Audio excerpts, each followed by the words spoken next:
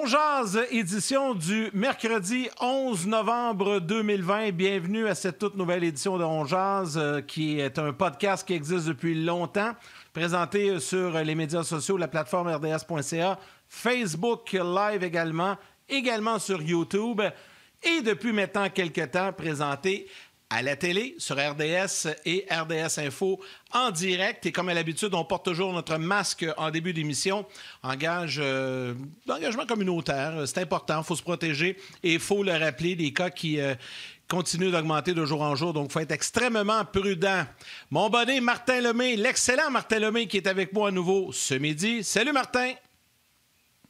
Salut Yann. Oui, puis tu sais, nous, on croit à ça, on pense que ça existe, puis on veut faire attention, puis on porte notre masque en début de show. Mais si jamais vous y croyez pas, c'est correct, on respecte votre opinion. On fait juste dire que portons-le, c'est pas une grosse affaire à faire, puis ça fait plaisir à tout le monde. Puis que vous soyez pour ou contre, regardez, on respecte votre opinion. Il y en a qui pensaient que Galchenyuk c'était un bon joueur de hockey, puis il y en a qui pensaient pas. Fait que chacun son opinion. Ah, c'est ça, exactement. Hey, gros show aujourd'hui, on va parler, en fait... Ouais, quoi? Ah ben oui. Hey, aujourd'hui, c'est le jour du souvenir. C'est important d'avoir une petite pensée pour les militaires, les anciens combattants, les gens qui ont risqué leur vie pour nous il y a de ça maintenant plusieurs années et qui aujourd'hui est la journée qui marque vraiment ce jour du souvenir. Donc, une pensée pour eux. Et tiens, pourquoi pas leur dédier notre émission de ce midi à tous ces gens qui sont allés au front pour défendre les couleurs de notre pays. Je disais donc, gros show, grosse émission avec deux sujets. On va parler de hockey, mais on va aussi parler de golf. Pourquoi qu'on va parler de golf? Le Masters commence demain et nos deux chroniqueurs aujourd'hui sont aussi des maniaques de golf. D'excellents joueurs de golf dans les deux cas, mais aussi des grands fans de golf et le Masters est un moment important pour eux. Je pense qu'un peu pour tout le monde, là, c'est l'événement de golf annuel à ne pas manquer. Je sais, Martin, que toi, t'es pas un grand golfeur, t'es pas un tripeux de golf, mais le Masters, ça doit quand même attirer, piquer ta curiosité. Zéro. La seule affaire que j'aime du Masters, c'est que je reconnais les trous année après année. Mais tu disais, puis t'as été tendre, là. Tu disais que j'étais pas un grand fan de golf. J'haïs ça, mon gars. Tu m'invites à aller jouer au golf, là. C'est le pire témoignage de antisociabilité que tu peux me faire. Tu me prouves que tu m'aimes pas si tu m'invites au golf. J'haïs ça, mon gars. Ça, puis un coup de pelle d'en face, c'est pareil. Encore, comme je le disais tantôt, respect à tous ceux qui jouent au golf puis qui aiment ça. Moi, ça va pas assez vite. Je swing trop pour le temps que je suis là. Écoute, je finis. Moi, je devrais arrêter au 12e trou. Après 12 trous, moi, à swinger comme je swing, je suis brûlé. Bref, tout ça pour te dire, bravo à tous ceux qui jouent à ça. C'est un sport exceptionnel que je suis pas capable d'accomplir en plus. Bravo à tout le monde. Puis là, le Master, au moins, le Master, c'est le fun. Puis garde, on a un duo incroyable pour faire la description du golf à RDS avec Carlo puis Pierre. Ah, puis il y a même, avec Carlo et Michel, tu veux dire, il y a même aussi François-Étienne Corbin et Jean-Sébastien Légaré qui se joignent au groupe pour le Masters. Johan Benson qui sera là-bas à Augusta pour faire la description également, les commentaires. Mais Martin, juste fermer la parenthèse, là, dans la section des anecdotes, je vous raconte comme ça. Tu sais, moi, Martin, on se connaît, ça fait longtemps. Mais je savais pas qu'il aimait pas le golf. Tu sais, c'est rare qu'un gars de sport aime pas le golf. Il y a plusieurs années de ça, je l'invite à venir jouer sur mon quatuor au tournoi de golf de François Beauchemin et Marc-André Fleury dans mon coin.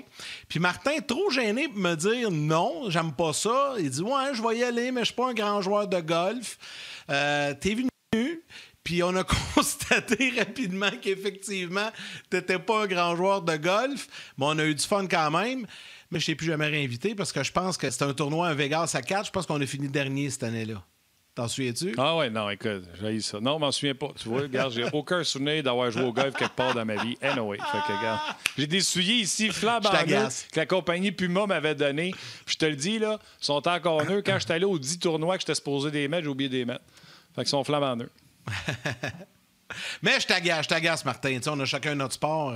Écoute, c'est pas tout le monde qui tripe sur le sport de l'autre, puis c'est correct. C'est ça qui fait que la beauté d'une société, c'est qu'on touche à tout. Donc, aujourd'hui, hier, on disait en fermeture d'émission, invité surprise dans le deuxième bloc. Ben là, on vous l'a confirmé un peu plus tôt ce matin. Mais c'est Alex Tanguay qui sera avec nous vers 12h30. L'ancien joueur de l'Avalanche, l'ancien joueur du Canadien, entre autres, qui va venir jaser avec nous, qui est aussi un collaborateur à On Jase. Il était avec toi toi l'an passé, je pense, il y a 2 ans. Il a participé à quelques émissions, Alex. C'est un collaborateur régulier. Il m'a écrit d'ailleurs en septembre en me demandant quand est-ce qu'il revenait. Fait que pas besoin du tort d'un bras pour être sur le show. C'est un gars qui adore passer à urgence, un peu comme les autres collaborateurs, parce que les gars ont le temps de jaser. Puis Tanguay va être là dans la deuxième demi-heure. Mais on a tant qu'à jaser, là, on va arrêter de jaser tout seul. Rentrons François Gagnon parmi nous. François, comment ça va? Moi, ça va bien. Je t'écoute parler de golf, puis je me dis, oh, c'est un joueur de pelle ronde. Alors, c'est pour ça qu'il n'aime pas ça. Oui. Écoute, peut-être que si j'étais un David Perron de ce monde, juste ramasser un bâton pour la première fois, puis j'irais. D'ailleurs, je veux faire un chapeau. Tu sais, François, ça, ce que je vais te compter là, je sais que ça va te faire suer. Parce que toi, t'aimes ça, le golf, mais tu travailles fort pour être bon au golf. Un de mes chums, Éric Réaume, je le salue. Fort, point. Éric Réaume, là, c'est un gars que Guy connaît, que Marc Lambert connaît. Tu sais, c'est toute la même gang. Mon chum Pierre Raymond. Éric Réaume, golfeur, joueur de hockey, droitier, à un jeune âge, il devient pro de son club de golf. Je ne sais pas c'est où son club de golf, là, peu importe le nom du club de golf. Puis à un moment donné, ils se font un foursome d'enseignants, de pros de golf. Là, je ne sais pas comment vous les appelez. Là, c'est les pros là, qui sont dans une place de golf puis qui donnent des cours de golf. Là. Puis il s'en va jouer avec 3-4 autres chums. Puis là, il y en a un qui le regarde et dit « D'après moi, Éric, t'es pas droitier, t'es gaucher. » Il dit « Ben non, je suis droitier, j'ai toujours joué droitier. Je vous rappelle, là, c'est un pro, puis il enseigne. » Il dit « Après moi, tu devrais essayer gaucher. » Ben, crime, il joue si bien, sinon mieux, gaucher. Il joue des 2 bords gaucher, droitier. Il n'a jamais pris un swing de la gauche. Ça écoeure. Ça s'appelle du talent naturel. C'est surtout qu'il y a beaucoup de talent. C'est pas tout le monde qui est là. Puis oui, je dois admettre que ça fait mal au cœur, puis ça arrive souvent. Des fois, tu joues avec des partenaires là, qui jouent 4-5 fois par année. Écoute, tu passes, toi, des heures et des heures, là, je parle de moi, au champ de pratique. Tu essaies de développer des choses, puis ces gars-là arrivent, puis ils n'ont même pas d'huile dans les articulations, puis boum, la balle va droit, la balle va où ils veulent aller. Quand on a un crochet vers la gauche, un crochet vers la droite, ils sont capables de tout faire. Ça fait subir pas mal plus qu'une journée de canicule comme l'été passé, mais c'est pas grave. Le tournoi des maîtres arrive. Normalement, le Masters annonce les beaux jours. Cette année, le Masters conclut une très belle saison. D'ailleurs, j'ai joué hier, écoutez, là, 21, 22 degrés. C'était une journée d'été hier. Et là, on aura le tournoi des maîtres à compter de demain pour clore la saison, en tout cas pour ici. Il y en a qui vont migrer vers le sud, qui vont pouvoir en profiter, mais pour les communs des mortels, comme vous, comme moi, et comme ceux qui doivent rester au Québec, on va attendre un petit peu avant de ressortir les balles blanches, ou jaunes, ou rouges, ou bleues. Il y en a qui aiment jouer avec toutes sortes de couleurs. Ouais. François, on va parler du Masters un peu plus tard, mais avant, je veux parler de hockey parce que tu as écrit un papier sur le RDS.ca lundi que pas mal de gens ont lu, que tu parles... en fait, tu as parlé de plusieurs sujets qui semblent se confirmer selon ce que la Ligue nationale a laissé transparaître au cours des dernières heures. Concernant le retour, le protocole du retour de la Ligue nationale, là, il y a plein de sujets là-dedans. J'aimerais ça qu'on en parle un peu. Je sais que l'argent va être un problème, mais d'abord, on peut glisser un mot sur la division canadienne qui semble de plus en plus se préciser. Bien, écoute, Gary Bettman a parlé hier, puis ceux qui l'aiment, ceux qui ne l'aiment pas, peu importe. Mais quand Gary Bettman parle, il faut l'écouter, pas juste l'entendre. Parce que quand Gary Bettman sort des nouvelles, il n'en sort pas souvent, mais il s'accroche à ça. Ça veut dire qu'il a déjà parlé à l'Association des joueurs. Ça veut dire qu'il s'est déjà entendu avec Donald Fehr pour dire, regarde, c'est ce qui va arriver. La frontière est toujours fermée. On le sait. Si tu t'arrives des États-Unis, tu dois te confiner pendant 14 jours. C'est pas évident pour le hockey. On l'a vu avec les bulles. C'est la raison pour laquelle les joueurs étaient dans des bulles pour la reprise des activités et pour les séries. Donc, on peut pas se permettre de faire ça dans le cadre d'une saison. Ça veut dire quoi? Ça veut dire que les équipes canadiennes vont demeurer au Canada avec les conséquences que ça aura. Et ça veut dire que les clubs américains vont rester au sud du 49e parallèle. Bon. Est-ce qu'on va réaménager les divisions aux États-Unis? C'est possible. Minimiser les déplacements, maximiser le rendement. Et là, on pourrait commencer avec des bulles autant au Canada qu'aux États-Unis, même si c'est pas ça le plan. Le plan que la Ligue nationale préfère et que les joueurs préfèrent, c'est de jouer dans ton amphithéâtre. Peu importe que tu aies le droit d'avoir un peu de partisans, beaucoup de partisans ou pas de partisans du tout, on voudrait que les équipes jouent chez elles. Mais souvenez-vous, il y a à peu près un mois, quand Bettman a pris la parole, il a dit « Il est très possible qu'on commence la saison d'une façon et qu'on la termine d'une autre manière. » Alors, ne vous surprenez pas si, au début de la saison, il y a des clubs qui sont envoyés dans des bulles pour des périodes beaucoup moins longues là, que les séries. On va aller jouer pendant 10-12 jours, maximiser le nombre de matchs. Les joueurs ressortent de là, peuvent rejoindre leur famille, seront testés pour revenir. Alors, on ne veut pas emprisonner les joueurs comme on l'a fait l'été passé. Les joueurs ont donné beaucoup pour arriver à ça et la Ligue est consciente que les joueurs n'accepteraient pas de repartir dans des bulles pour de longues périodes. Donc, ça, c'est le premier principe. Il faudra voir ce que ça va donner, de quelle manière ça se concrétisera, mais il me semble que c'est une solution qui est très logique. Écoute, moi, ce que j'ai hâte de voir, c'est... Puis je suis pas surpris, j'en ai parlé 1001 fois, même si on m'a dit que j'avais tort. Aussitôt que la NBA a annoncé le 22 décembre, alors que même le propriétaire de Vegas avait commencé à parler du 1er février, Bill Daly est arrivé et a dit non, nous autres, on n'a jamais lâché la date du 1er janvier pour revenir. Et là, Gary Bettman sort également. Je le dis, je le répète, même s'il n'y a pas de fans, Dana White le dit, les propriétaires d'équipes de la Ligue nationale de hockey vont perdre de l'argent. C'est ça, une pandémie. Tout le monde perd de l'argent. Il y a du monde qui perd des jobs. La Ligue nationale de hockey ne peut pas rester assis sur ses mains jusqu'en février-mars pour regarder la parade passer.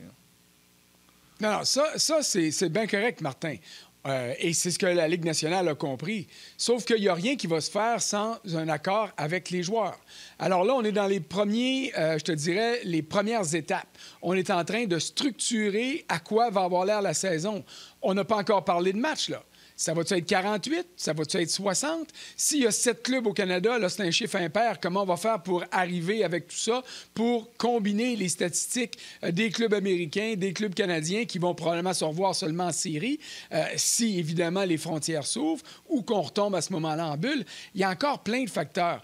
Le 1er janvier, c'est la date que tout le monde a, là. C'est l'objectif. Mais est-ce que ça pourrait plus être le 15 janvier? C'est possible. Est-ce que ça pourrait retarder jusqu'au 1er février? Il faudra voir. Ça va dépendre des négociations avec les joueurs. Parce que tout va découler de ça. Il y a des propriétaires, puis tu l'as dit, là, tout le monde sait qu'on va perdre de l'argent. Mais il y a des propriétaires qui ont dit à Bettman, « Hey, Gary, moi, là, je vais perdre moins d'argent s'il n'y a pas de hockey que s'il y a du hockey sans partisans. » Et là, Bettman doit mettre ses souliers. Bettman doit dire à ces propriétaires-là, « Écoutez, là, les boys, on a un contrat de télévision aux États-Unis qui prend fin cette année, en 2021. 250 millions que NBC donne à la Ligue nationale. Ça, c'est de l'argent, mais c'est l'an prochain qu'il y aura un renouvellement.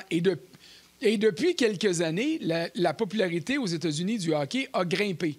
Alors là, il n'y a pas juste NBC qui frappe à la porte de la Ligue nationale. Il y a ESPN qui voudrait revenir. Il y a TNT qui a du basketball qui voudrait peut-être obtenir un peu de hockey. Il y a des géants de l'Internet qui veulent placer du hockey sur leur plateforme. Alors, si tu annules la saison, purement et simplement, c'est ridicule à mon sens parce que tu dis à tes partisans, oubliez-nous pendant une autre année. Ça, pour moi, c'est insensé. Oui, tu vas peut-être éponger certains déficits, mais là, tu reportes d'un an le contrat d'NBC, donc tu retardes d'un an la renégociation. La Ligue nationale ne peut pas faire ça. C'est la raison pour laquelle j'ai hâte de voir comment ça va se faire, mais ça se peut que ça retarde après le 1er janvier, là. Moi, je ne serais pas surpris que ça attende jusqu'au 15, au 20. On verra ce qui va arriver, mais si le hockey, Martin, doit commencer le 1er janvier. Ça veut dire que les camps d'entraînement doivent commencer le 15 décembre parce que la Ligue et l'Association des joueurs se sont déjà entendus sur un camp d'entraînement de 2 semaines. Tu dois rajouter 1 semaine pour les équipes, les 7 clubs qui n'ont pas participé à la reprise des activités. Et là, tu n'as pas encore négocié tout ça. Là. Ça veut dire que les négociations doivent être terminées au maximum à la fin novembre. On est le 11 aujourd'hui, là. Alors, il en reste des choses à faire si tu veux commencer le 1er janvier. C'est pour ça que je te dis, coule pas cette date-là dans le béton, écris-la dans la glace, puis si la glace fond, tu pourras dire, regarde, je le tasse un peu à droite dans le calendrier. François, est-ce que du côté de la Ligue nationale, je pense que oui, mais je te pose la question, dans leur plan, parce que là, tu parlais au niveau des matchs 48, 60. Tu sais, 48, ça me semble assez logique, là, si on parle d'un début de saison à la mi-janvier, par exemple. Parce que là, j'imagine qu'on ne veut pas jouer l'été prochain. Est-ce qu'on veut revenir au plan initial de terminer la Coupe Stanley quelque part à la mi-juin, tenir le repêchage des joueurs autonomes aux dates habituelles, ou on est prêt à extensionner jusqu'en juillet, jusqu'aux Jeux olympiques? Bien, écoute, Yann, moi, je te dirais que la plus grosse portion d'informations qui a été donnée par Gary Bettman hier est sur le calendrier raccourci. Et ça, pour moi, c'est la meilleure des nouvelles. Parce que Gary Bettman, depuis le début, dit on espère avoir une saison de 82 matchs. 82 matchs, les séries, ça veut dire quoi? Ça veut dire du hockey à l'été. Mais qu'est-ce qu'il va y avoir l'été prochain? Ouais. Il va y avoir les Jeux olympiques que NBC n'a pas présentés l'été passé. C'est pour ça qu'NBC a demandé à la Ligue, ramenez-nous du hockey. Hein? Est-ce que c'est sûr qu'il va y avoir des Olympiques? Bon, on est encore en pandémie. On est sûr de rien, Martin. Oui, on est sûr de rien, mais quand même, on doit faire des planifications. Et je te dirais qu'au niveau de l'Asie, au niveau du Japon, on tient à avoir les Jeux, mais on est encore loin de ça, mais on verra qu'est-ce que ça va donner, là. Mais peu importe les scénarios, s'il y a du hockey, Bill Daly avait dit on pourrait faire une pause pendant les Olympiques et revenir après coup. Sauf que hier, ce que Gary Bettman a admis, et j'utilise le mot là, en le mettant en caractère gras, il a dit ça n'a pas été un succès du hockey estival. Les cotes d'écoute n'ont pas été bonnes. L'intérêt pour le hockey n'était pas là. C'est normal. Les gens, l'été, font autre chose, surtout au Canada. On le sait, puis on se mettra pas la tête dans le sable. Nos cotes d'écoute chez nous sont moins bonnes parce que le hockey n'est pas là. Les cotes d'écoute de nos amis à deux coins de rue qui ont les diffusions des matchs de série n'ont pas été bonnes non plus. Il n'y a personne là-bas qui va compter des menteries. Donc, Bettman a reconnu ça. Ça veut dire quoi? Ça veut dire qu'on va faire un calendrier raccourci, des séries qui vont permettre de finir la saison, comme d'habitude, autour du début du mois de juin, avec le repêchage à la fin du mois de juin, les joueurs autonomes le 1er juillet, pour, puis on se croise les doigts tout le monde, recommencer en octobre prochain avec une ligue à 32 clubs, l'entrée en scène du Kraken de Seattle et de reprendre une forme de normalité dans la Ligue nationale de hockey. Et ça, pour moi, c'est la plus grosse nouvelle d'hier. Oui, mais là si la normalité, c'est le rivage, là, je peux juste te dire que tu es en bicycle à pédale, un vélo de route, là, comme on a au Tour de France, là, puis tu as un méchant bac de sable devant toi qu'il faut que tu passes à travers. Parce que si tu veux avoir, by the way, les baisses d'écoute, on parle de 61 % de baisse d'écoute pendant les séries cette année. C'est énorme. De deux, tu veux rentrer une demi-saison. On a parlé avec David Perron cette semaine. Ils ont signé une entente pour faire les séries éliminatoires en bulle, comme quoi que pour les Yannick, tu me corrigeras, les 2-3 prochaines années, ils vont recevoir leur plein salaire, indépendamment du nombre de matchs qui sera joué. C'est ça qu'ils ont signé pour pouvoir faire le hockey de série en bulle. David Perron qui nous a dit ça. Puis là, les propriétaires vont tourner voir, ils vont faire finalement, on va en jouer 48. Il faudrait que vous soyez payé au prorata de 48 matchs. D'après moi, là, ta traversée de la plage, elle va être longue. Là. Bon, et là c'est ça. Ça, c'est la troisième étape. C'est pour ça que je te parlais de négociations. Là. Les négociations sur le nombre de matchs, sur les bulles temporaires au début, sur les endroits où ça va être joué, ça c'est de la petite bière. Là, tu viens de mettre le doigt sur le gros du problème. Tu as raison, les joueurs ont accepté le principe du retour au travail l'été passé. Et là, tu as oublié un facteur important. Le montant en fiducie, ce qu'on appelle en anglais le escrow, là, ce qui est perçu par la Ligue au niveau des salaires pour pallier les baisses de revenus, bon, ça, c'est passé à 20 %. Ça, c'est une chose. Deuxième chose, il y a un 10 % supplémentaire qui est retiré des payes parce que c'est des salaires reportés pour permettre aux équipes, et là je parle des propriétaires, de les aider à boucler les fins de mois. Ça veut dire que les joueurs perdront cette année 30 % de leur salaire qui est prévu. Et là, en ce moment, by the way, les gars ne sont pas payés, là. Ceux qui ont des primes à la signature, mon exemple dans le texte est Carey Price, sur son salaire de 9 millions cette année, il reçoit 7,5 en prime de signature. Ça, il l'a eu, moins le 30 %. Et il y a eu le premier chèque de la saison, une avance de fonds de 8,1 % parce que les joueurs sont payés aux 2 semaines entre le premier jour de la saison et le dernier jour du calendrier régulier. Bon, maintenant, ton 48 matchs, 60 matchs. David a raison. David Perron, quand il t'a dit, les joueurs ont dit, si on joue l'an prochain, on veut avoir notre plein salaire, peu importe le nombre de matchs. Ça, c'est le principe. Maintenant, il y a des propriétaires, et c'est là que c'est intéressant, qui disent à Bettman, « Hey, si tu me demandes à moi de payer mes joueurs 82 matchs alors qu'on en joue 48, ben moi, je dis, on ne joue pas pantoute. » Et c'est là que ça va se décider. Là. Le nerf de la guerre est là. Bettman devra tempérer ses propriétaires. Après ça, il va prendre le téléphone, il va dire à Donald Fear, « Hey, Donald, il faut qu'on se parle. » Et moi, ce que je crains, et le texte que j'ai écrit lundi en fonction de discussions que j'ai eues avec différents agents, moi, ce que je crains, et c'est ce que David Perron devrait craindre comme joueur, c'est que Bettman va dire à l'association des joueurs, « Voici, messieurs, oui, on a signé une prolongation de contrat. Oui, vous devez toucher le salaire plein et entier si on joue 48 matchs au lieu de 82.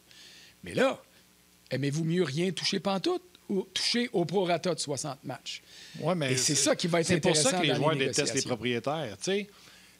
Ils ont négocié de mauvaise foi. Ils ont négocié ça pour que les gars retournent travailler. Les gars retournent travailler, signent le papier. Puis là, quand c'est le temps qu'eux respectent leur part de l'entente, c'est soit tu acceptes de renier l'entente qu'on a signée, là, pas un an, là, 3-4 mois, ou tu n'auras pas de salaire pantoute. Ça, c'est de la mauvaise foi. Je peux comprendre que les joueurs commencent à détester les propriétaires. Bon, écoute, moi, sur ce point de vue-là, je vais partager l'opinion des joueurs. J'aime pas ton expression « mauvaise foi », cela dit. C'est pas de la mauvaise foi, là. Tu as parlé d'un gros pit de sable là, qui est la pandémie, puis on arrive en baisser à pédale, puis il faut passer par-dessus. Au mois de juin passé, on espérait que le pit de sable, qu'il aurait été balayé par le vent un petit peu. Il ne l'est pas encore. Là, il y a un vaccin, il y a des compagnies qui nous prévoient des vaccins pour le début de l'année 2021. Ça devrait aider à faire tomber le tas de sable, OK? Mais la réalité obligera les joueurs et la Ligue à se rasseoir. Sur le principe, je suis d'accord avec toi. C'est pas de la mauvaise foi, là. Ça, moi, là-dessus, je partage pas ton point de vue. C'est une manière de composer avec la nouvelle réalité. Mais écoute bien, là, il va y avoir des moyens aussi de pallier ça. Les joueurs pourraient dire à la Ligue, écoute bien, là, paye-moi mon plein salaire. Mais moi, je vais te rembourser au fil des prochaines années. Si tes revenus baissent, le escrow, le montant de fiducie, on le montera à 30 % s'il faut. Mais laisse-moi gagner quelque chose. Parce que les joueurs ont beaucoup donné dans le cadre de la reprise des activités. Ils ont accepté un plafond à 20 un escrow à 20 % et un plafond qui stagne. Et oublie pas une chose, Martin, ça c'est important, puis on va aller à la pause, là, mais oublie pas ça. Si la Ligue ne fait pas d'argent, les joueurs n'en font pas non plus, et ceux qui s'amènent pour avoir des nouveaux contrats, ben ils se rivent le nez au plafond. Exactement, exactement. C'est la même situation. À un moment donné, les gars n'auront pas le choix de s'entendre, puis tout le monde va mettre de l'eau dans son vin. On s'arrête pour une pause à la télé, mais on poursuit la discussion sur le web. Restez avec nous. Alors, François, c'est ça. Donc, on peut poursuivre la discussion. On est toujours sur le RDS.ca, sur FaceTime, et, Facebook Live plutôt, et YouTube également. Mais c'est aussi mon point. Il va falloir qu'à un moment donné, tant les joueurs que la Ligue, que les propriétaires mettent de l'eau dans leur vin. Sinon, on s'en va dans un entonnoir, puis il n'y aura pas de... Puis là, c'est tout le monde qui va payer. S'il n'y a pas de hockey, hey, imaginez s'il fallait qu'on ne s'entende pas, puis qu'il n'y ait pas de hockey la saison prochaine. Wow, quelle catastrophe pour les amateurs. Bien, je sais que tu peux pas. Et c'est pratiquement impensable. Et c'est pour ça que je disais tantôt, la stratégie de Gary Bettman, si moi j'étais à sa place, tu te retournes de bord puis tu mets l'odieux sur les joueurs. Tu dis, écoutez, les boys, j'ai pas le choix, il faut que je le fasse comme ça. Alors, c'est à vous d'accepter ou il n'y a pas de saison. Ça, c'est de la stratégie que je te dirais qui serait... ça serait tordu un petit peu parce que les joueurs ont déjà donné beaucoup. Cela dit, faites le tour de vos chums, là, puis vos connaissances, et puis les joueurs n'ont pas un grand capital de sympathie par rapport à ce qu'ils perdent parce que les salaires sont déjà énormes, OK? Il n'y a personne qui va avoir des problèmes pour boucler sa fin de mois malgré le fait qu'ils ne sont pas payés en ce moment. Le nerf de la guerre dans tout ça, c'est le plafond salarial. Si le plafond ne monte pas, le salaire des joueurs qui arrivent à l'autonomie complète ne grimpera pas. Alors, c'est la raison pour laquelle à l'interne, les gars vont être obligés de dire « Hey, ça fait pas notre affaire, mais on va peut-être être obligés d'accepter. » Et ça, c'est important. Les joueurs comme Carey Price, comme Shea Weber chez le Canadien, comme ceux qui viennent de renégocier, là, comme Brendan Gallagher, comme Jeff Petrie, vont dire « Hey, nous autres, on a eu ce qu'on voulait. » Mais des gars comme Philippe Danault qui va dire hey, « Moi aussi, je veux passer à la banque. Là. Il faut que le plafond monte. » Ces joueurs-là vont avoir du travail à faire pour convaincre les autres de dire « Bon, ben acceptons d'être payés au prorata, si jamais c'est ça la proposition, pour que la Ligue fasse de l'argent. » Parce que chaque pièce que la Ligue fait, il y a 50 cents qui est redistribué aux joueurs. Mais si la Ligue perd une pièce, les joueurs doivent mettre 50 cents aussi. Alors, dans cette équation-là, il faut trouver une solution qui va permettre à tout le monde de gagner. Et ça peut vouloir dire de perdre un peu en ce moment pour regagner dans 2 ou 3 ans. Oui, mais tu sais, j'ai jamais été vraiment... du côté des joueurs, dans le sens que, tu sais, je pense comme ça, tu sais, la Ligue est faite dans le sens les propriétaires font 1 pièce, font 2 pièces, ils en donnent une aux joueurs, j'ai toujours trouvé ça fair. C'est juste qu'ils ont signé l'entente en disant on vous enlèvera pas une scène, même si on joue moins de matchs. Ça, je trouvais ça malhonnête. Bref, garde. Allons aux commentaires des gens. Yannick, je te laisse te préparer pour Facebook. Je vais te laisser préparer pour Facebook parce qu'il y a des gens qui, premièrement... Non, mais prépare-toi, moi je vais commencer. Premièrement, Carl veut féliciter François Gagnon qui trouve que c'est lui le meilleur pour envoyer à la pause et non pas Yannick ni moi. Fait que félicitations François. Olivier. Merci Olivier, beaucoup. c'est rendu qu'on est noté. C'est rendu qu'on est noté ces pauses. Ça n'a pas de sens. Olivier qui dit « La transition de Yannick était parfaite, 10 sur 10. Si vous saviez c'est quoi les meetings d'avant-show, on parle même pas de hockey, on parle de la maudite pause qu'il faut essayer de se timer parce que les gens ne le savent pas. Puis François, tu vas le vivre, tu vas remplacer Yannick cette semaine. Yannick qui s'en va en tournage.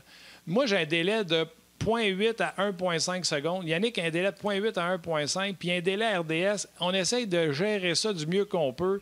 Pour pas que ça paraisse dans le podcast. On veut pas que les gens du podcast sentent de différence, puis on veut que les gens de la télé se sentent respectés dans tout ça. Bref, c'est pas facile. Dites-vous qu'on fait notre possible pour ça, mais j'apprécie que vous le voyez, l'effort. Vas-y, Yann. En plus, Martin, juste te dire, moi, j'ai perdu le retour. Donc, j'ai plus de retour, j'ai plus d'image, j'ai plus rien. Je ne sais pas ce qui est arrivé. Là, tout a planté. Donc là, je suis allé vraiment à l'oreille avec le décompte parce que je vois plus. Là. J'ai aucune idée qui parle, qui est là. Je te laisse continuer. Ah. T'es meilleur quand tu vois pas, c'est ça que ça veut dire. Va bien. Non. Ouais, c'est ça. La voix de Martin puis ma voix sont difficiles à mélanger. Alors, tu devrais pas avoir trop de misère à nous distinguer. Ah non, je suis correct. Ouais, je suis correct. Salutations à Gaétan, à Jérémy. D'ailleurs, Gaétan avait une bonne question pour toi, François. Si tu avais à mettre un nombre de matchs sur la prochaine saison, tu te risquerais à dire combien? Aïe. Moi, je suis un fervent du 48 matchs depuis le début parce qu'on l'a déjà vécu. C'est aussi simple que ça. Mon problème avec le 48 matchs, c'est la division canadienne. On va faire quoi, là? Comment on va trouver une façon d'équilibrer les calendriers pour que les récoltes de points permettent d'avoir un classement qui va permettre d'établir qui va être en série, qui ne sera pas en série? Ça j'ai hâte de voir comment ça va aller. Tu me fais de la peine, là, François. 48 matchs, tu affrontes 6 équipes, 48 divisé par 6, voilà. Tu l'as, ton nombre de matchs? Let's go, c'est parce que tu as 7 clubs, là. Tu n'en as pas eu 6. Ben oui, mais j'en suis un, moi, je joue contre les autres. 6. Oui, mais puis après ça, aux États-Unis, tu vas prendre comment tu vas faire pour combiner ce qui va arriver dans l'Ouest puis dans l'Est, les divisions américaines, tu sais, c'est pas aussi... Ça arrangeront aux autres aussi, ils font des bulles de 7. Voyons, François, Matt 434, là, 48 divisé par 6, let's go! c'est pas divisé par 6, c'est divisé par 7. Ça marche plus de la même manière. Là. Non, je joue pas contre moi, François! Non, je comprends que tu joues pas contre toi, mais il y en a de l'autre bord, là.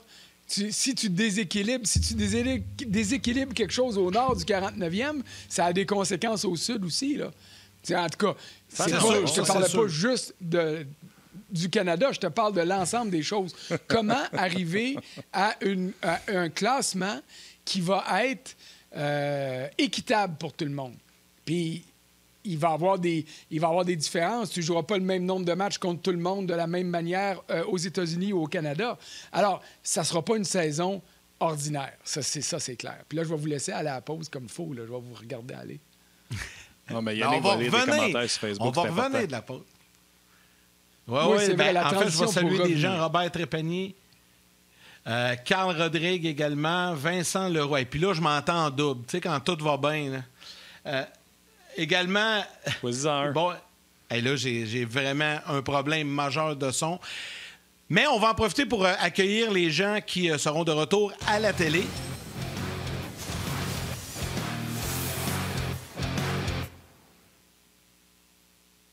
Alors, on est de retour à la télé. Ça se poursuit sur le web également. On était toujours en discussion sur le hockey. Mais là, François, avant de se laisser, je veux absolument qu'on parle un peu de golf. Parce que tu es un maniaque de golf, tu es un maniaque du Masters, toi-même un bon joueur de golf. Ça commence demain. Mais juste avant, les gars, avez-vous vu hier, je pense que c'est une ronde d'entraînement, le trou d'un coup spectaculaire de Jon Rahm? Oui, monsieur. Et là, ben, on va laisser Martin de côté parce que ça ne l'intéresse pas.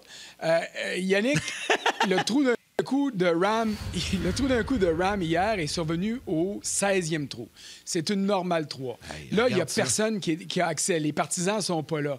Et le 16e trou, dans la tradition, quand les partisans sont tout là, pendant les rondes d'entraînement, les partisans demandent aux joueurs de faire exactement ce que Rahm a fait. C'est pas un accident de parcours hier, là. Les partisans réclament, puis ça crie aux joueurs « skip, skip, skip », ce qui veut dire en français... Tu sais, quand on lance des roches plates sur l'eau puis que la roche fait 3, 4, 5, 6 bons... Alors, les partisans demandent aux joueurs de faire ça avec les balles. Donc, ça, c'est une tradition. À tous les ans, dans les rondes d'entraînement, les joueurs qui arrivent au terme du 16e vont frapper un coup de départ normal et après ça, ils s'avancent sur le bord de l'eau, frappent la balle avec un effet qui va lui permettre de sauter sur l'eau et d'atteindre le verre. Là, ça a donné un trou d'un coup hier et c'est vraiment spectaculaire, mais c'était le 2e de la semaine pour Jon Rahm. Mardi, au trou numéro 4, qui est une normale 3 de plus que 200 verges, c'est le seul trou où il y a un palmier au Augusta National. Il est à droite du verre, on le voit rarement à la télé. Il a fait un trou d'un coup là aussi. Alors, 2 trous d'un coup en ronde de pratique, c'est assez exceptionnel. Il restera à voir s'il va en rester pour le tournoi qui commence demain matin. Bon. On va laisser Martin de côté, on parle de golf. Je vais vous en mettre une d'un dent. Le 16e trou où il y a eu le trou d'un coup hier, soit dit en passant, pour les pas fans de golf comme moi, c'est le coup miraculeux de Tiger Woods au 16e quand la balle elle monte le logo Nike avant de tomber dans la balle. C'est au même trou. Boum, le golf! Bon. Je m'excuse, mais c'est pas le même trou, non. Mais... Colin!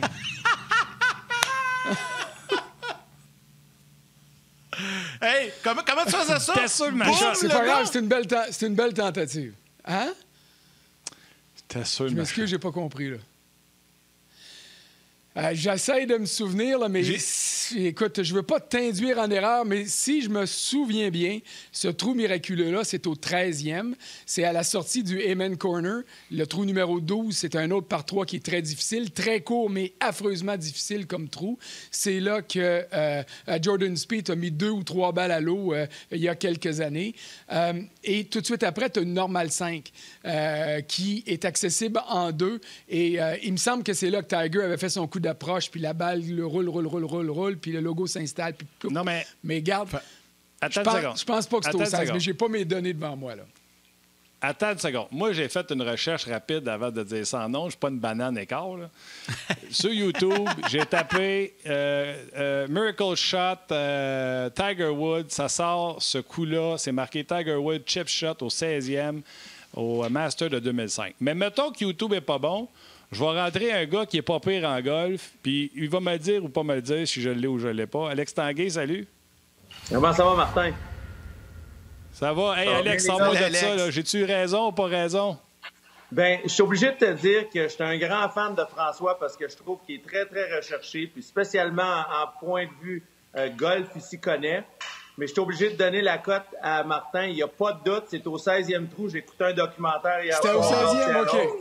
qui disait Parfait. que Steve Williams, le caddie de Tiger Woods à l'époque, disait qu'il ne pouvait pas croire. Parce que quand Tiger il a frappé la balle là, au par 3, le 16e trou, il a demandé à son caddie, il dit « Qu'est-ce que ça a de l'air, la balle? Qu'est-ce que ça a de l'air dans ce coin-là? » Puis le caddie, puis qui était caddie, pour ceux qui connaissent le golf, William, il a été caddie de Greg Norman avant, il a été caddie de plein de bons joueurs. Mais il lui a répondu, aucune idée, il n'y a jamais quelqu'un qui a fait une mauvaise shot comme ça ici. Puis quand ils sont arrivés à la balle, si vous vous souvenez, elle était comme à côté, non seulement sur la fringe, mais sur le début du rough. C'est un coup spectaculaire et c'est bel et bien au 16e trou que ce coup-là est arrivé. Bon, ben tant mieux. Moi, j'étais convaincu que c'était au 13e, mais peu importe. Bravo. Hey, mais là, j'ai fait ma cote de golf, je vous laisse aller, moi. Je vais profiter du fait que vous êtes là les deux en même temps, Alex et François. Puis je sais, François, c'était ma dernière question avant qu'on te laisse. Puis Alex, c'est ma première. Donc, je vais vous demander rapidement, là, ça commence demain. Est-ce que Tiger Woods peut répéter l'exploit de 2019? Ça, c'est un. Et qui sont les favoris, selon vous, pour remporter le Masters cette année? Je sais que c'est pas facile à prédire. Tu sais jamais. Il peut arriver un gars de nulle part en fin de semaine puis qui va connaître le week-end de sa vie puis qui va gagner. Mais je veux savoir, les deux, là, qui vous voyez dans le top 3, le top 5, là, qui seront à surveiller en fin de semaine, et Tiger Woods. François d'abord et Alex par la suite. Bon, écoute, à ta première question, on peut jamais dire que Tiger Woods n'a pas de chance de gagner. Donc, est-ce qu'il peut réaliser cet exploit-là pour la deuxième fois de sa carrière, gagner au Masters 2 ans de suite? La réponse, c'est oui. Ça peut arriver. Est-ce que ça va arriver? J'en doute beaucoup parce qu'il n'y a pas eu assez de golf au cours des derniers mois pour Tiger Woods. Mais j'espère, comme tout le monde, qu'il serait en mesure de le faire. Maintenant, dans mes favoris, moi, j'opte pour Rory McIlroy. Évidemment parce que Rory est très bon, mais aussi parce que Rory a besoin du Masters pour compléter le Grand Chelem, c'est-à-dire de gagner au moins une fois les 4 tournois majeurs. Il n'y a pas de monde à Augusta. Il arrive, il va pouvoir se faufiler là-dedans. Il n'est pas parmi les favoris. Le terrain va être détrempé, donc va être plus réceptif au niveau des verres. Ça devrait le favoriser beaucoup. Alors, moi, je mets Rory en tête de liste. J'aime moins Jon Rahm. J'aime moins Deschambault parce que je trouve que c'est des gros robots, frappent loin, loin, loin, mais ils n'ont pas la finesse que moi, j'apprécie au golf. Et mon négligé dans la course, parce que j'adore son élan, parce que j'aimerais ça au moins une fois dans ma vie frapper une balle comme il est capable de le faire, c'est Louis Oosthuizen, l'Africain du Sud, qui est pour moi un des meilleurs golfeurs du circuit. Un gars bien discret, mais il a déjà eu pas mal de succès. Il a fini 2 ou 3e au tournoi des maîtres déjà. Et ce serait le candidat pour moi pour se faufiler puis venir devancer tout le monde dimanche en fin d'après-midi. Ben moi, je vais y aller, Yannick, puis je suis un petit peu du même sens que François. Écoute, pour ce qui est de Tiger Woods, on peut jamais compter Tiger Woods en dehors du tournoi, spécialement au Masters. On sait qu'il y a beaucoup d'histoires là, puis il y a beaucoup... à Augusta, c'est de grande importance d'être capable de connaître le terrain, puis d'être capable de bien placer la balle. Et puis, il n'y a pas personne de précis comme Tiger Woods au golf au cours des 30 dernières années avec ses fers. Donc, je me dois de croire que Tiger va peut-être avoir une chance au cours de la fin de semaine, mais le fait qu'il a mouillé beaucoup hier, le fait qu'on est au mois de novembre, que le terrain joue peut-être un petit peu plus détrempé qu'il joue en avril, ça va favoriser les longs cogneurs. Les longs cogneurs, on a vu ce que Bryson DeChambeau a fait au US Open. On a aussi vu Dustin Johnson qui est en feu au cours des dernières semaines. On a vu Brooks Koepka qui, au cours des 3-4 dernières années, ce qu'il a fait dans les tournois majeurs. Donc, je pense que ceux qui vont avoir de la distance, pour moi, vont avoir un certain avantage.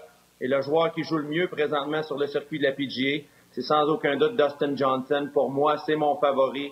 Dustin qui a gagné le US Open à Oakmont, qui est capable de jouer des terrains difficiles avec des parcours et des verres extrêmement rapides. Je me dois de croire que Dustin, avec tout le talent qu'il a, qu'il va être dans la course dimanche après-midi.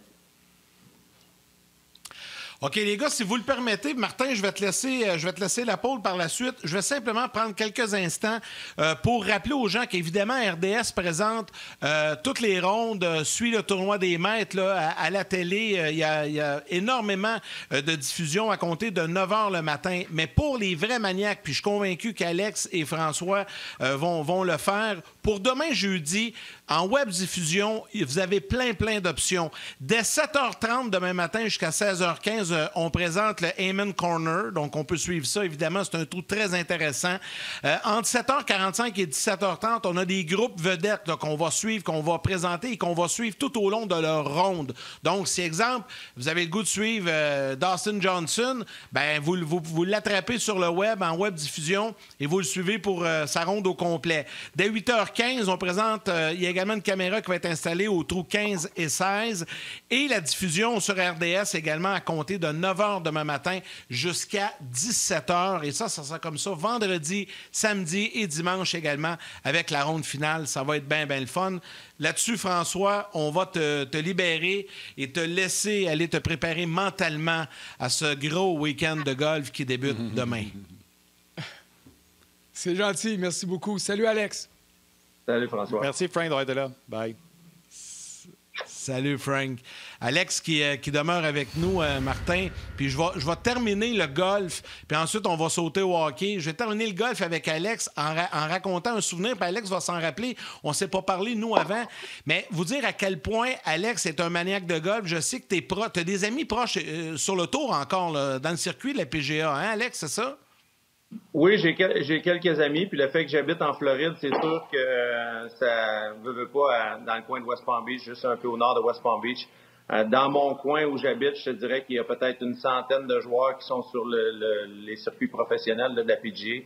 Donc, on ne veut pas par amis, par connexion, par terrain de golf, par un peu la proximité d'où on est, on côtoie plusieurs de ces joueurs-là sur une base régulière. OK, Martin, un bon joueur de golf. Dire comment Alex... Attends une seconde. Mais juste avant que tu comptes ton histoire, tu es un bon joueur de golf, mais tu sais, je veux dire, un joueur de golf, maintenant, il dirait, moi, je suis bon au hockey. Il y a une marge entre être bon au hockey et jouer comme Alex Tanguay. T'as beau être bon au golf, t'es-tu gêné quand tu joues avec des pros du golf ou ta game est à ce point bon que tu fais coup pour coup avec eux autres? Non, c'est pas proche, les gars. Écoutez, je suis un golfeur qui a travaillé beaucoup sur sa game, que je me suis amélioré, puis la plupart des gens à qui je parlerais, je dirais pas mon handicap, parce que je veux quand même que les gens me donnent des coups quand je vais jouer avec eux autres. Mais certainement que tu joues avec des joueurs comme ça, puis pour un golfeur mettons, tu vas trouver un golfeur au Québec, là, un vrai bon golfeur qui est scratch. Ben, scratch contre un joueur de la PGA, là, tu parles de des joueurs qui sont plus 7, plus 8, plus 9. Ils vont te donner 4 coups par 9, puis encore, sur une base régulière, ils vont te battre. Surtout des terrains, de la longueur qui frappe, la proximité du trou qui frappe, leur manière de poter. Écoute, t'as parlé de hockey. Si je mettrais ça en termes de hockey, là, c'est comme je sais que vous avez David Perron souvent sur vos ondes, puis David est encore un joueur de la Ligue nationale, là. Ben, c'est David Perron contre votre meilleur joueur de ligue de garage. Fait que c'est pas proche, là. Il y a pas de chance. C'est même pas dans la même stratosphère. Puis Martin, juste pour que ça va m'amener à l'anecdote, moi, c'était la première fois, tu sais, j'en ai couvert des événements de golf au Québec, l'Omnium du Québec à l'époque, même le tournoi, le Champions Tour quand il est venu à la Vallée du Richelieu. Mais là, on est avec Alex, ça c'était en 2017, Alex, tu vas t'en rappeler, on avait été tourner une émission d'hors-jeu avec toi. Puis c'était pas prévu là, du tout. Et là, il me dit à un moment donné, « Hey, ça vous tenterait-tu d'aller faire un tour, admettons, à la Honda Classic? » Tu sais, c'est quand même un gros tournoi là, sur le circuit de la PGA. C'est pas loin de chez eux. Il dit, « J'ai quelques connexions. Je pense que je pourrais vous organiser ça. » Puis c'est là que tu nous avais fait rencontrer Johan Benson, qui aujourd'hui travaille avec nous à RDS, qui était cadé de Mike Hubbard à l'époque. Et on est allé là-bas. On est allé tourner avec Alex et, je te le dis, Martin, là, tu sais, une finale de la Coupe Stanley, là, tu vois les médias, tu vois tout le monde, tu sais, c'est spécial quand tu vis ça sur place. Le Super Bowl, je suis allé aussi, c'est incroyable. Mais un tournoi de la PGA, là, c'était la première fois que je vivais ça sur place, puis on était la journée avant le début. Donc, comme aujourd'hui, en fait, le mercredi. C'est fou tout ce qui entoure ça. Les machines alentour de ça, le village de la télé, des médias, le nombre d'employés qui travaillent sur le circuit et surtout le nombre de personnes qui entourent chacun des golfeurs. Ça, c'est impressionnant. C'est vraiment des machines. Chaque golfeur, c'est une compagnie, c'est une PME. Puis il y a tellement de gens qui tournent alentour de eux. J'en reviens pas comment ils font pour se concentrer puis jouer ces matchs-là. Puis là, les spectateurs, écoute, moi, des fois, je joue dans des tournois, puis ça vous est sûrement déjà arrivé. Tu sais, il y a du monde qui te regarde frapper, tu sais, t'es nerveux, t'as les jambes qui shake un peu, puis tu veux pas manquer ton coup. Eux autres, c'est des milliers et des millions à la télé. C'est fou, ça m'avait vraiment impressionné, Alex. Oui, puis c'est impressionnant. Puis moi, tu parles de ce tournoi-là, puis je sais pas si tu t'en souviens, Yannick. Je pense que c'était une des premières fois que Tiger avait rejoué en Floride. Donc, on était allé au tournoi, puis Tiger jouait le tournoi à Wanda Classic. Puis je crois le vendredi, on est allé au terrain le matin, puis Tiger jouait tôt. Donc, pour voir Tiger, parce que Mark jouait quelques trous en arrière, qui était le joueur Mark Hubbard, dont Johan était le cadet, jouait quelques trous en arrière de Tiger. Ouais. Puis, fait qu'on s'est installé au 9e trou, puis on s'est installé 3-4 trous avant que Tiger arrive pour avoir des bons sièges juste en arrière du verre. Puis on voit Tiger frapper son approche au 9e trou. Le verre est plein, il y a bondé de monde. Écoute, quand Tiger arrive, tu passes de peut-être 500 personnes qui regardent le certain trou à peut-être 4, 5, 6, 7 000 autour du verre quand Tiger arrive. Et puis, Tiger n'a pas été en premier, je te dirais qu'il était à peu près une trentaine de pieds peut-être du trou. Il s'est approché proche à un pied, il a fait son tap-in. Mais Jason Duffner qui jouait avec, puis si je me trompe pas, c'était Keegan Bradley aussi qui jouait avec. Puis les deux, ils n'avaient pas encore poté. C'était à leur tour d'aller poter. Les gens se sont dirigés vers le 10e trou pour voir le départ de Tiger, là, sans hésiter. Je vous mens pas, Jason Duffner, il était obligé peut-être d'attendre 1 minute tellement que le monde se bousculait pour se rendre au 10e trou pour voir Tiger. Ça m'a vraiment impressionné parce qu'à TV, tu te rends pas compte de ces affaires-là. Puis on entend souvent parler les joueurs qui jouent avec Tiger, comment ça peut influencer leur ronde de 1 ou 2 coups de jouer avec Tiger par rapport à par rapport au bruit, par rapport à tout ce que Tiger engendre sur un terrain de golf. Mais là, de le voir live, c'était vraiment c'était quelque chose à voir. Puis quand Mark est arrivé, on était pratiquement les seuls qui restaient assis. Donc, on a eu une belle vue pour Mark après. Dis-moi donc, l'as-tu déjà rencontré, Tiger? Puis sinon, si tu devais le rencontrer, tu serais-tu groupie? Tu sais, toi qui signes des autographes dans la vie parce que tu es joueur de la Ligue nationale de hockey, tu l'as-tu déjà rencontré? Oui, je l'ai rencontré à quelques reprises. Écoute, c'est sûr qu'ici en Floride, on a des amis, certains amis qui sont communs. Tiger est membre au Médailliste ici, qui est un terrain de golf un petit peu au nord de où j'habite. Et puis, le professionnel en chef, là, c'est quelqu'un que moi, je connais. Écoute, je vais vous conter une petite histoire courte. Son nom, c'est Buddy Antonopoulos. Buddy Antonopoulos, je l'ai rencontré parce que le docteur Philippon, qui fait la plupart des hanches aux joueurs de hockey, qui opère pour les hanches à la clinique Stedman Philippon à Vail, au Colorado, ben ce docteur-là est un bon ami de Buddy Antonopoulos. Puis ma dernière opération à la hanche que j'ai eue, docteur Philippon, qui vient de Beauceville. Puis Beauceville, ben c'est dans mon coin, tu sais, fait que veut pas, on a des amis communs, puis on se connaît un peu. Doc, il me dit, Alex, il faut que tu restes réveillé pour cette opération-là. La meilleure chose que tu peux faire, c'est on va te faire un épidural, on va te donner certains médicaments pour que tu te sentes plus à l'aise, mais reste debout, tu ne seras pas médicamenté, c'est tellement plus facile la recovery. On peut t'emporter sur faire plus de choses après tout de suite. Je veux que tu restes réveillé. J'ai dit, Doc, si tu veux qu'on fasse ça, pas de problème. Donc, durant les 4 heures de l'opération, Doc Philippon, on s'est commencé à parler de golf comme on le fait là, les gars. Et puis Doc m'a dit, oui, tu vas à West Palm Beach durant l'été? Puis j'ai dit, oui, on passe un petit peu de temps là, on a de la famille là. Doc, il dit, laisse-moi appeler. Fait que sur la table d'opération, Doc a appelé Dr. Buddy Antonopoulos, qui était le professionnel au Médailliste. Et puis, Buddy et moi, on est devenus des bons amis. On joue au golf quand même assez régulièrement au Médailliste. Donc, je veux pas croiser Tiger à quelques reprises là. Mais j'ai jamais vu Tiger frapper de balle. On s'est introduit à quelques reprises. On l'a rencontré aussi à son restaurant. Mais je l'ai jamais vu frapper de balle. Mais je peux vous dire, pour voir frapper des balles, celui qui m'a impressionné le plus, le gars, c'est ma dernière histoire de golf. Après ça, je vais arrêter de vous tanner. J'ai un autre ami qui m'a invité qui travaille au Bears Club ici. Puis au Bears Club, Rory McIlroy est membre au Bears Club. Donc au mois de... ça, je parle de l'an passé. Au mois de juillet, il m'invite à jouer. Puis tu sais, en Floride, il fait chaud, il n'y a pas beaucoup de monde l'été. Fait que j'arrive là, puis il y avait une autre personne qui frappait des balles dans le driving range. puis c'est Rory McIlroy. Fait que veux pas, tu sais. Là, Martin, c'est peut-être mon histoire la plus groupie.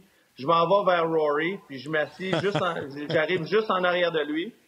Puis je dis à Rory, j'ai dit, j'espère que ça te dérange pas, mais j'aimerais ça. Il était après frapper son driver en plus.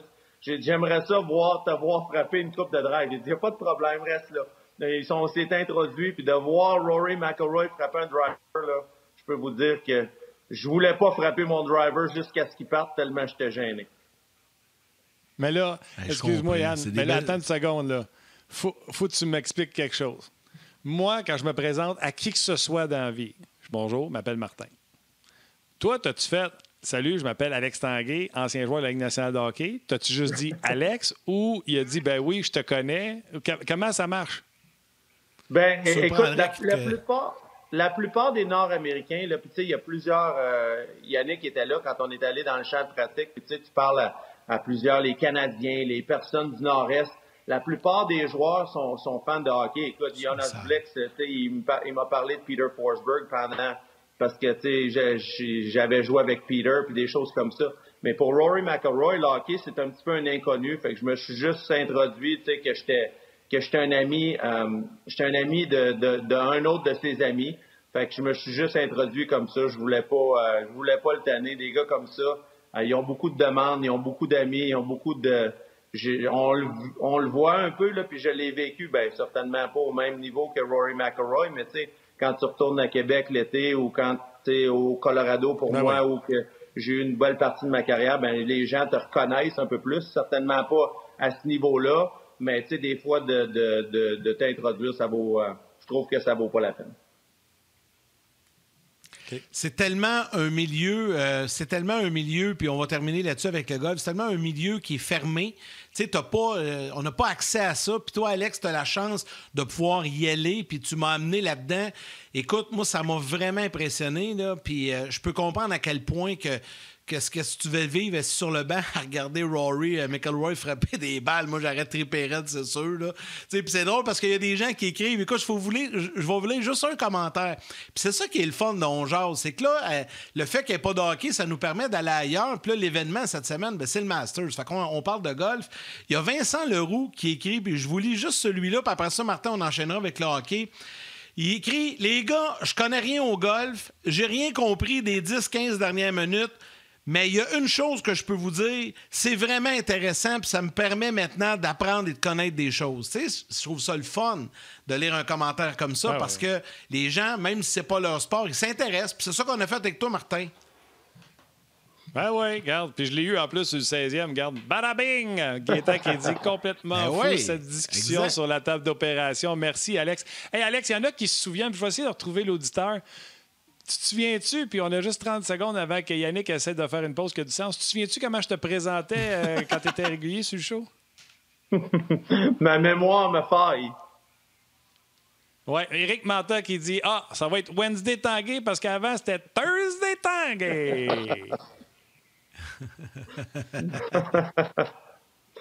On va terminer la portion télé à ce moment-ci, mais on poursuit, nous, avec Alex sur le web. Venez nous retrouver sur le rds.ca, entre autres. Et pour la télé, on se revoit demain. Raté. OK, on poursuit. Raté. Non, je pense que je l'ai eu. Là. Je pense que je l'ai eu. Valérie va me le confirmer si je l'ai eu, mais... Bon, j'ai débordé. Ça va pas bien, mon affaire. 2 en 3. 2 en 3. Mais il y a vraiment un délai parce que moi, j'ai vraiment terminé quand elle m'a dit pause de voix. Donc, regarde, on va pratiquer. Mais c'est rendu un running gag, Alex, dans notre show, de contrôler les pauses. On vient plus stressé avec ça qu'à faire des entrevues. Hey, mais on parle-tu de hockey un peu, les gars? Il reste encore un peu de temps devant nous autres. Ça sera le fun de jaser. Je sais pas, Alex, si t'as entendu tantôt François Gagnon qui parlait un peu du protocole de retour.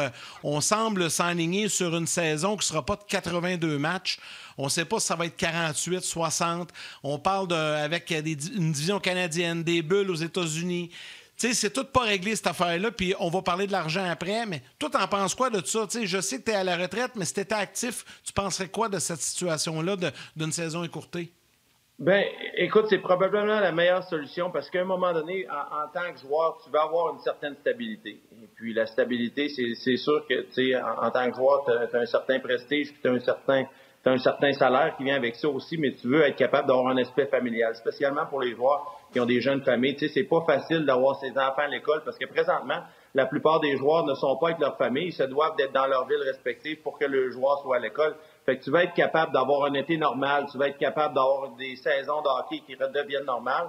Puis tu vas avoir des délais là-dessus. Tu veux savoir pour quand tu te prépares puis quand ça va arriver. Donc, si on est capable de structurer une saison qui est peut-être un peu écourtée cette année, mais qu'à partir de l'an prochain, ben ça recommence, tu sais, au 15, 18, 20 septembre, le camp d'entraînement recommence, puis la routine recommence. Ça, pour moi, là, en tant que joueur, ce serait vraiment une chose que j'aimerais que ça recommence de cette façon-là. Est-ce que le 48 matchs, pour toi, ça fait du sens? Et surtout, le conflit avec les joueurs, parce que les joueurs ont signé comme quoi qu'on n'enlèverait plus une pièce, puis on en a parlé avec François, puis là, les propriétaires veulent revenir à la charge, puis dire, écoute, on pensait pas que ce serait pandémique comme ça, fermé de même, on joue juste 48 matchs, il faut que vous mettiez de l'eau dans votre vin, on continue à se piter à 50-50, blablabla. Toi, là, tu es un ancien joueur, puis là, tu travailles pour un propriétaire comme entraîneur. Je te pose la question, c'est délicat, mais tu vois ça comment? Ben, c'est sûr que c'est délicat, Martin, puis en tant que personne qui travaille, tu sais, je suis dans une situation là présentement que je suis entraîneur. Si quelqu'un veut me payer le double pour être entraîneur, pour faire la même job, pour faire dans les mêmes conditions, ben c'est sûr que tu veux prendre l'argent. Fait que les joueurs sont des petites entreprises qui ont une certaine fenêtre pour accueillir puis faire le plus d'argent possible. Fait que c'est sûr que tu peux pas blâmer les joueurs pour essayer d'avoir le plus d'argent possible. Mais dans les réalités, puis en regardant ça globalement, le produit a besoin d'être continué parce que la NBA va jouer, le baseball, on a vu jouer cet été, le football a continué, les autres sports ne ferment pas. Donc, le hockey se doit de continuer pour pas perdre ses fans. Et puis, de cette manière-là, moi, je pense qu'un 50% des revenus est fair. Est-ce que les joueurs vont opter pour un 48 matchs? Moi, je me dois de penser qu'ils vont probablement plus pousser pour avoir une saison de 60 matchs. Puis, on a cette fenêtre-là avec les Olympiques qui commencent à la fin de juillet, de peut-être avoir un mois d'extra pour continuer la saison. Donc, j'envisage peut-être un petit peu plus vers 60 matchs que 48. Mais je m'attends pas à ce que ça soit compliqué. Je pense que les joueurs puis les propriétaires vont trouver une table d'entente, une manière de s'entendre pour dire, écoute, voici la réalité d'où on est présentement et voici ce qu'on doit faire pour continuer de populariser notre sport. Parce que les joueurs veulent pas, oui, peut-être pas présentement, mais dans le futur, on voit toutes les conventions collectives qu'ils ont eues. Ils ont toutes bénéficié la génération après. Et puis, ils se doivent de bénéficier la génération après à continuer d'avoir un bon produit sur la glace. C'est important ce que tu viens de dire là, Alex. C'est vrai, c'est super important ça. Tu sais, de génération en génération, là, je trouve ça génial ce que tu viens de dire. Ça va être une belle prise de conscience pour eux autres. Hey, dis-moi donc, tu travailles dans la Ligue américaine. Il arrive quoi là, de ce côté-là? Parce que là, on parle beaucoup de la Ligue nationale. Nous, avec le Rocket à Laval, ici, on a des petites nouvelles de temps en temps, mais on s'enligne vraiment sur février dans la Ligue américaine. Là. Bien, pour l'instant, les dernières nouvelles que j'ai eues, c'est sûr que la Ligue nationale va jouer un gros premier plan, si on veut, dans la décision de ce qui va arriver dans la Ligue américaine. Mais les dernières nouvelles, c'est qu'on est sur le point de peaufiner une cédule qui commencerait le 5 de février. On en a aussi une qui travaillait pour le début mars. Mais d'avoir vraiment là, au 5 de février, je crois que c'était 56 matchs. Ce seraient des matchs en division. Donc, pour nous, en Iowa, ça serait Chicago, ça serait Rockford, ça serait Wisconsin, ça serait Grand Rapids. Puis on a un vol dans cette équipe-là, c'est Austin, Texas, l'équipe école des Stars de Dallas. Mais ça serait 56 matchs. Les séries éliminatoires commenceraient au début de juin pour finir à la fin de juillet. Mais c'est encore très spéculatif. Tu regardes les équipes comme Chicago, Rockford qui sont en Illinois, ben pour eux autres, présentement, ils n'ont pas le droit de spectateurs. Est-ce qu'une équipe comme Rockford qui est pas la propriété de Caroline, qui est leur équipe école, c'est le propriétaire seulement de la Ligue américaine. Est-ce que lui va décider que pour lui, c'est la bonne chose de jouer? Il y a encore plein de choses qui sont indécis. On sait vraiment pas, Yannick, vraiment, là, j'aimerais ça mieux te répondre. Mais les dernières informations, c'est qu'on travaille sur des plans, mais qu'on n'est pas sûr à ce moment-ci de quoi exactement le plan va avoir l'air quand il va être final. Puis toi, en tant que coach, tu sais, je veux dire, On va se dire la vérité, Alex, tu n'as pas besoin de ça dans la vie pour gagner ta vie, sauf que c'est une passion, tu aimes ça, sinon tu ne le ferais pas. Est-ce que ça t'insécurise parce que tu ne sais pas où tu vas être en mars par rapport à tes enfants, par rapport à... Tu ne peux pas prévoir certaines choses, la fin des classes, etc. Donc, est-ce que ça te joue sur le moral? Ben non, pas vraiment, parce que, écoute, l'an passé, les gars, j'avais pris une décision qui était une décision familiale, tu sais, avec mes enfants, avec ma femme, de dire, ben moi, je veux continuer d'essayer de profiter de mon doctorat, si on veut, dans le monde du hockey, parce que c'est vraiment là que j'ai une certaine expertise. Et puis, on avait pris la décision d'aller en Iowa. Et puis, l'an passé, avec la cédule, ça me donnait l'option, le temps de revenir environ 3-4 jours par mois en Floride, venir passer du temps avec la famille. La famille est venue me rejoindre, mais ça a été difficile pour moi. Tu sais, pour ceux qui me connaissent, j'étais un gars qui est assez familial, tout ça, mais je me devais, en dedans de moi, je l'aurais regretté de pas prendre la chance d'essayer d'être entraîneur parce que ça a toujours été une passion pour moi, la game de hockey. Ceux qui connaissent ma game aussi, je n'étais pas nécessairement le plus doué physiquement, mais j'ose croire que j'étais capable de bien penser la game. Fait que ça, je pense que je suis dans la bonne lignée de travail. Et puis j'ai adoré mon expérience l'an passé. J'avais un contrat de 2 saisons. Pour cet hiver, c'était un petit peu dans la même ligne. La famille allait rester en Floride.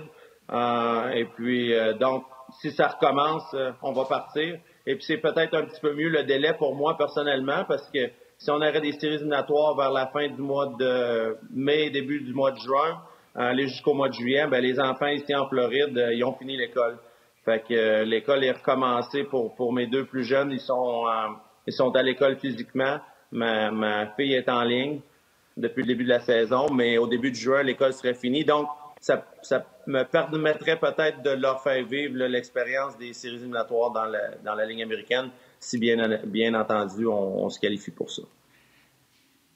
Moi, j'ai vu dans quel coin tu demeures en Floride, puis je suis déjà allé en Iowa. Ouf, méchant en clash, pas la même affaire pantoute, hein? Tu dois pas passer... Ben, pour ceux qui ont des questions sur ma passion sur le hockey, là, je pense que les doutes sont tous finis de rester là.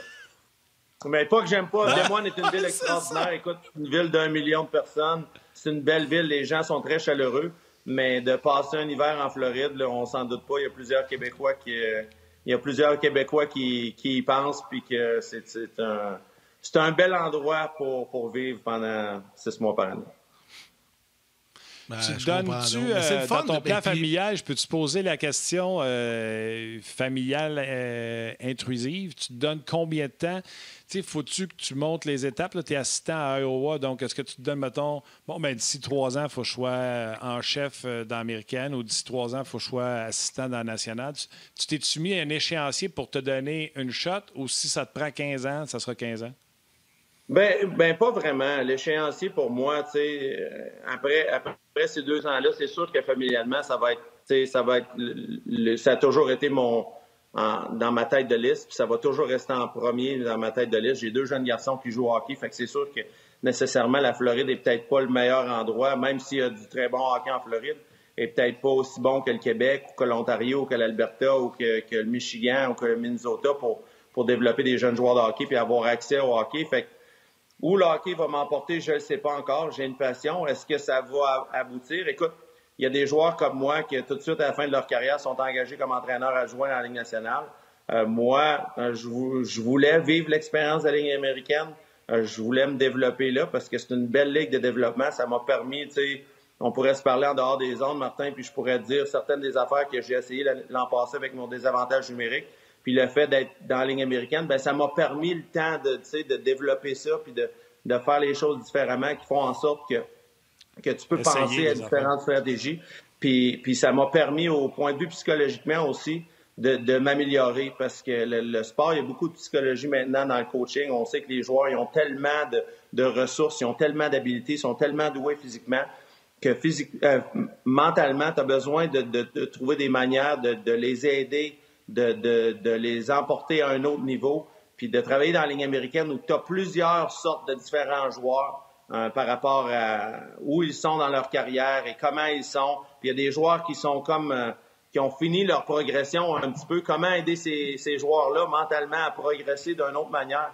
Fait que ça m'a apporté à me forcer beaucoup, à me développer beaucoup. Et puis, c'est sûr, personnellement, la game que je connais le plus, c'est encore la game de la Ligue nationale. Parce que je connais la psychologie là-bas, je connais les joueurs, je connais les stratégies, je connais la plupart des équipes, des coachs, tu sais, comment ils jouent, puis des choses comme ça. Mais je suis content du développement que j'ai eu présentement. Où ça va me mener, on verra dans les prochaines années. Alex, en terminant, ma dernière question. Si le chemin à la Ligue nationale, en chef ou adjoint, te demanderait de passer un jour par la Ligue de hockey junior majeur du Québec, parce qu'on sait que c'est une belle porte d'entrée également.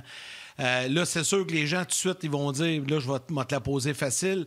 Ah ben oui, pour être le successeur de Patrick avec les Remparts, t'es un gars de Québec, Patrick, c'est ton chum, ça serait un lien naturel. Mais je sais pas, là, Gatineau, Bécomo, Chicoutimi, peu importe, une équipe te fera un offre. C'est-tu quelque chose qui est envisageable pour Alex Tanguay, un jour, de diriger dans la Ligue de hockey junior majeur du Québec?